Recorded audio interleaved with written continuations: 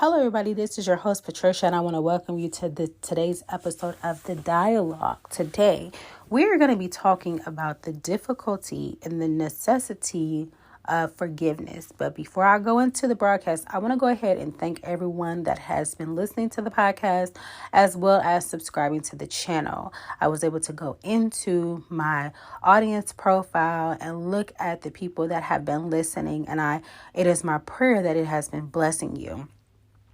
It is my prayer that you have been sharing the content, talking about this once amongst yourself and other people, and dialoguing about what you have learned, gleaned, or come to understand.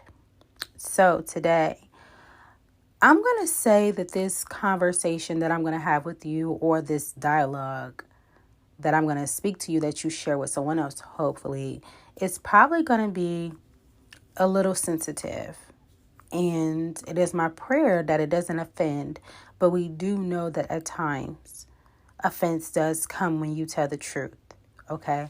But hopefully later on down the road, you actually see this as a blessing, because if it wound up in your ability to listen to it, it was something that you more than likely needed to hear.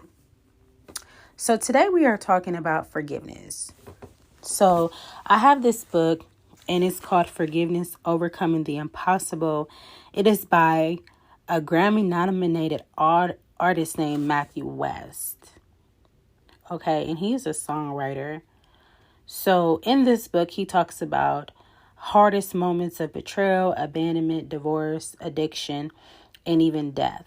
And how these people that went through these trying circumstances, they chose to do the impossible. They allowed God to work through them and offer forgiveness. So obviously, if forgiveness was offered, then we know that the offense came from someone. So that's where I'm going to start. I'm going to start with the word offense. Offense. So being offended when you're betrayed, lied on, treated bad, cheated on, all of the above, any type of pain that you have experienced, bursts the pathway to unforgiveness. When you feel that you've been wronged, in a sense that you did nothing wrong. And I think sometimes those are the hardest situations to get over, because there are so many questions. Why did this happen to me? What did I do wrong? What could I have done different? What could I have changed so that this situation would not be the way that it has become? And I know that we're starting out strong. I mean, we're only like 3 minutes in, but I really want to get to the meat of the context of what I'm trying to get to you. So if you are someone that has been wronged, I can completely understand where you are as an individual. And so a lot of times, as you sit and you think about things that have happened to you, you can find yourself come to a place of emotional distress. It seems as though your mind is all over the place. You're thinking about the situation all the time. And when you don't either get the results that you thought you would get or the answer that you thought you wanted, a lot of times it will make you feel upset, hurt, bitter, angry, hateful, resentful, or resentment. And this is because of a feeling, or it can lead to unforgiveness. When you are unforgiving, it does so much to your mental state, your perspective of people, sometimes even how they view you is affected. How you view others and their intentions and motives towards you are also affected. In this book, he has this quote, and it says, "To forgive is to set a prisoner free and then discover that the prisoner was you." And this is by Lewis B. Smedes. And so today, I believe that I'm doing this podcast because I want to help you get free of some things.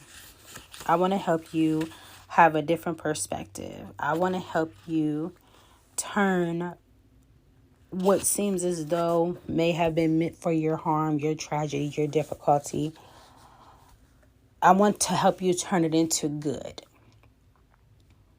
And so the other day I did a podcast about Job, and all these horrible things happened to him. You know, if a lot of you are not Bible readers, Job's in the Bible. He is a man that came to a place of poverty where he lost everything and his friends were against him, or they just tried to reason or have a rational explanation as to why Job was suffering the way that he was. Ultimately, they came to the conclusion that it was something that Job did wrong. And so because of wrong decisions or his sinning against God, he lost everything. Okay. And so some of you have had tragedy. You've lost a loved one to being murdered by somebody. You were cheated on. You were lied on. You lost business deals because of corrupt people that you had linked up with. You had children by people that you thought would be awesome parents, and now you're a single parent. You had family members that betrayed you, lied on you, painted you as the black sheep. You had mothers or fathers that were not there for you, and now you're in the world by yourself and you feel lost. So many different scenarios. I can go on and on and on. Some of you were abused mentally, emotionally, verbally, sexually, spiritually, physically. Some of you were sex trafficked. Some of you were raped at an early age. Some of you were raped at a later age in life. Some of you were molested. Some of you were made to do things that you didn't want to do, experimenting with drugs and things and substances that you have landed your life in a place of chaos and dysfunction. And it seems as though it's more like a big snowball, one thing after the other, after the other, after the other, until this mound of ice is now sitting in your heart. So much has happened to you that your heart is heavy, your heart is cold, your heart is in a place of unforgiveness. And you look at it and say, if that one thing didn't happen to me, I wouldn't be like this. I wouldn't be going through this level of difficulty. I wouldn't be trying to figure out my life when I feel so lost. And you're absolutely right. It could have been, and it probably was, that one thing that affected you so much that you just started to spiral down in life.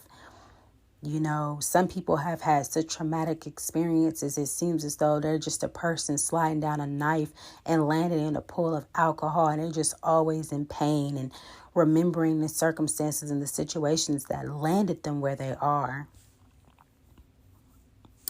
And I want to give you a little bit of a different perspective today. See, in a lot of situations that I have encountered and endured, once the situation has got to a head, I notice with me that what God often tries to do a lot of times is show me the other side, show me the person, show me their hurt, and have me do something nice for them. He'll either have me pray for them, and all of this is so that I will not remain in a place of unforgiveness. What I want to tell you is that forgiveness is instantaneous. The healing process is what takes a long time, or can take a long time. When you have been wronged or offended, you have to go through the process so that you can get the perspective. The perspective will help you to see that at the time, ultimately what happened to you was horrible. Ultimately, what happened to you was detrimental. You know, it brought you to a place of just mental anguish and pain. But ultimately, in the end, when you go through your healing process and you overcome and you don't let it do to you what it was intended to do because you decide to forgive, you get a fresh perspective. And so now I'm going to share something. In my family line, I believe that we had what was called a generational curse or root of unforgiveness. I was the type of person, if you did me wrong, I could cut you off, change my phone number, and not talk to you. I can act as though you don't exist. I was very good at that. And so God allowed a situation in my life where there was no choice but to continue to be forgiving. And when I say the offenses were often premeditated, intentional, I couldn't understand what I did to get myself into a place of such detriment. But I stand here today to help you understand. Sometimes our situations, we do not choose them. Sometimes they choose us. Even the things that look like they're mistakes, even the things that look like they shouldn't have been, even the things that you hold yourself accountable for. Like, if I would have just made a different decision, I wouldn't be here. So for some, you need to forgive the other person. But for many, you have to forgive yourself. In forgiveness, what you do is you allow the chains of bondage of what was intended to harm you fall off so that you can get a release to experience peace, which brings a better perspective. I know that was a lot. You might have to rewind it to listen to it again.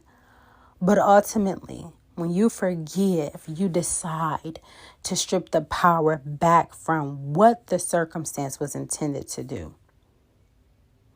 So as I stated, I believe that in our family line, we had what you call a generational curse, a line of people that were unforgiving.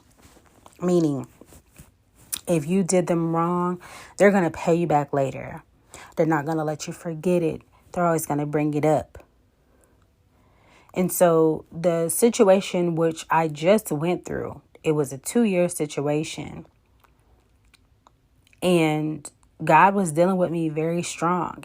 All he kept saying was forgive and love and pray for that person. All I could keep saying was, Lord, they did me wrong. And not only to God, but to that person as well. I would let them know often how I felt about them, often how I felt betrayed and all the things they done, even things that God was showing me that they were doing that I couldn't keep it to myself because I'm like, I have to expose this wrong that was done to me. And in that, there was a level of strength that was garnered. But the most beautiful thing that I've learned is forgiveness is continual. The Bible says that you should forgive 70 times 7. Okay, can you imagine that just being one person that they do something to you every single day? You have to forgive. And so I stand here today as someone that has come to the point that I understand what happened to me was not a bad thing.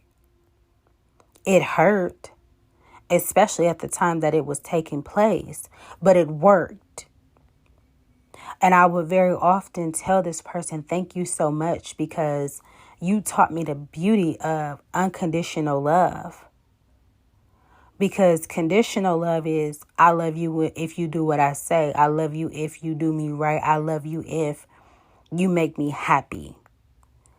But what if you experience something where you get all of the opposite? Everything that you didn't want, everything that you didn't imagine could happen to you. And I'm not talking about at the hands of a stranger. I'm talking about people that are close to you, that know things that will hurt you, know things that will devastate you and break you down and intentionally do them. See, I'm going to go ahead and say this. People aren't that smart. People aren't that smart, but the devil is very smart and cunning. And he will use the very things that could come into your life that you said that you would hate or that you wouldn't like, or you just felt like your life would be over if these specific things were to happen to you. And then they happen. I mean, if you read at the beginning of Job, some people say that Job had a fear because it was things that he was praying for to not happen that weren't even there. And then they happened. It said it was his fear that brought those things upon him. And I'm definitely going to say there were some fears that I had. But I'm not going to say it came upon me because I feared it. I'm going to say it came upon me because now I'm fearless in it. There were things that I didn't want to happen to me. And I'm pretty sure it's the same thing for you too, as you look back over your life. If you've experienced financial hardship at the hands of another person, maybe you are a business owner and you went in a partnership with someone and they were corrupt and didn't do what was right, and now you're filing bankruptcy or you're having financial difficulty. Maybe you started a relationship and you told this person at the beginning, hey, I don't want to go through this, and exactly what you said is that you didn't want to happen to you is exactly what they did. Maybe you're the type of person that you had a concern for your children and you let your children go with someone and something bad happened to them, but that person knew how you felt about it. Maybe you're the type of person that, you have a stern feelings about certain things that you are like, it's like your morals. It's like your ethnic code and your makeup. And people around you are more than aware how you feel, and they still overstep boundaries, violate you, betray you, lie on you, steal from you, cheat. I'm going to honestly say that I don't think people are that smart to do exactly to you what you say. I believe that there is an enemy that watches and records and makes note of the things that hurt you. And then those things happen. And instead of recognizing the force that was used to cause the pain towards you, which is the enemy, we take it out on people, not realizing that the enemy is using them as well.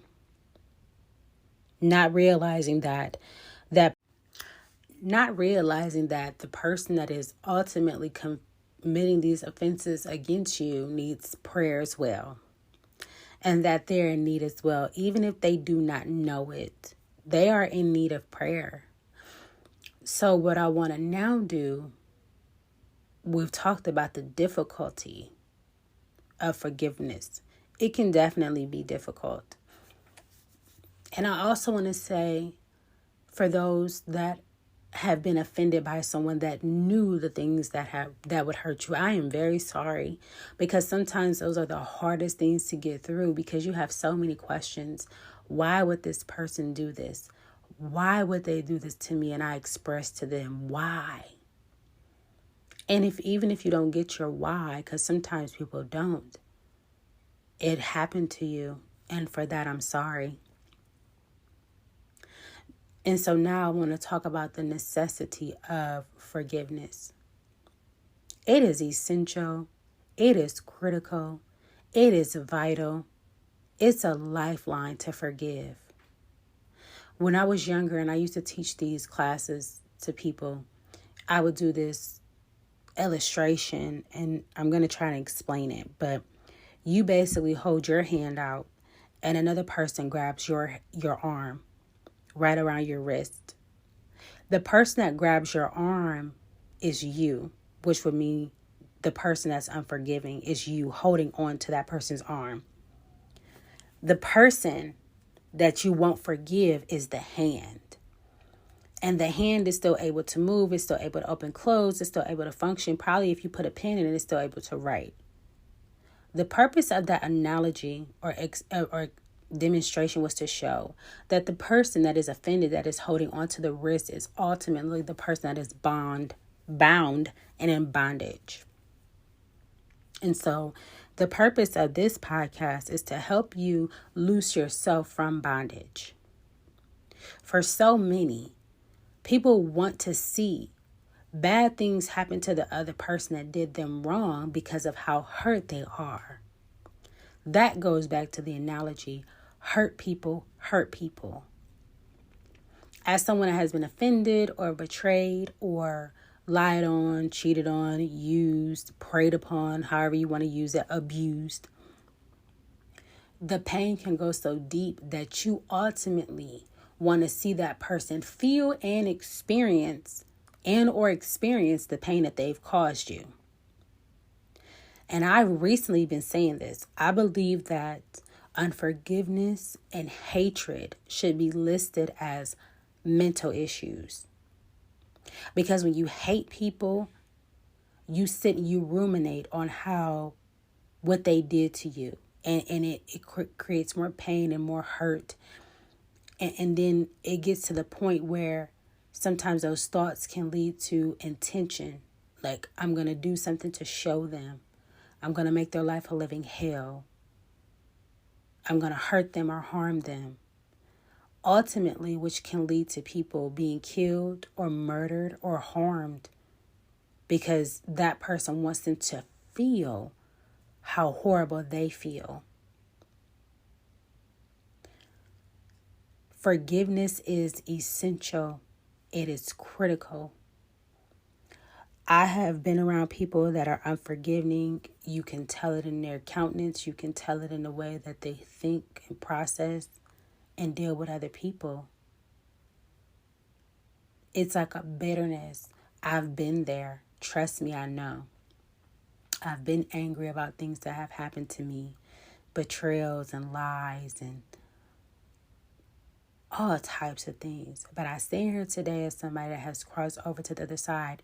Not saying that nothing else will ever happen to me, but at this specific point, at this specific place, I am a person that has forgiven. So, as being someone that has crossed over into forgiveness, I'm going to explain something. On Saturday, where I'm located, we had a storm. And in this storm, it was every different weather type. It was snow, it was rain, the sun was out. It felt like a spring day. And on top of that, we had high winds. And while this was going on, I had an opportunity to, once it was over, to come out. And I had saw that in the area that I was, it was these trees, not the little skinny ones, the trees that seemed like they took years to grow. They were uprooted. Okay? They were uprooted, and one of them was so big that it literally fell on top of a car and shattered the car.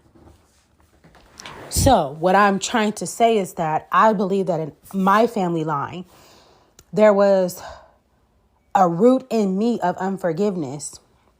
I also believe that we had a generational curse of unforgiveness, where if someone did something to me, you are non-existent. I would take your phone number out. I wouldn't talk to you. I wouldn't deal with you. We wouldn't talk anymore. This is how deep this thing ran. And so what I'm trying to do, I'm trying to help some of you to understand the unforgiveness, the situation, if this is you, because this is not everybody's testimony. This is not everybody's situation. Sometimes the things that happen to you are just enough to show you how unforgiving as a person we can be. Because now we're in a culture where it's like cancel culture. This person does this to me. No, this is how healing takes place. And I'm going to put this disclaimer on it too. Sometimes you can't even go and talk to the person about the wrong they've done to you because they feel like you wronged them. I just watched something today and it said, there are two sides to a story. So inevitably, you have your way of how you view things. They have their way of how they view them. In the end, both people are hurt. And that's exactly what the enemy wants to happen. He wants both people to be hurt. He wants both people to not come together and talk. He wants the unforgiveness because he knows that is ultimately something that will keep you out of heaven. So your bondage is not only here on earth, it's ultimately going to be in your destiny here on earth, but also your eternal destiny if you don't make it with God. And that's what he wants. So for a lot of these things that have happened to people, the ending result is so that you can be like the enemy, hateful, revengeful, resentful, bitter, angry. And so you can't have the joy that you're meant to have on earth.